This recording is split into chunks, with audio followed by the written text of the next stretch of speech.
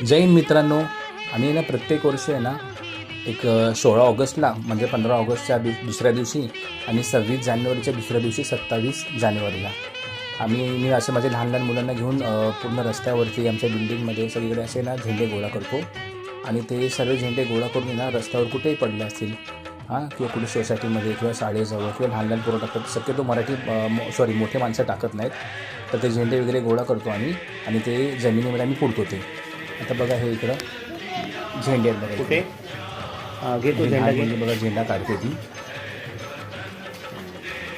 आपण कसं आपल्या मुलांचे चांगले संस्कार घाललं पाहिजे माहिती आहे का. आपल्या देशाप्रती आहे ना पिशवीमध्ये जागृत करून द्यायचं, त्यांना आठवण करून द्यायची. छोट्या पिशवीमध्ये आपले चांगले संस्कार घेतले. बघा झेंडा करून मुलांनी टाकला बघा.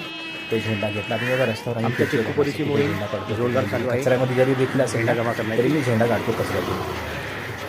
हे नाही तिकडे वाटतं.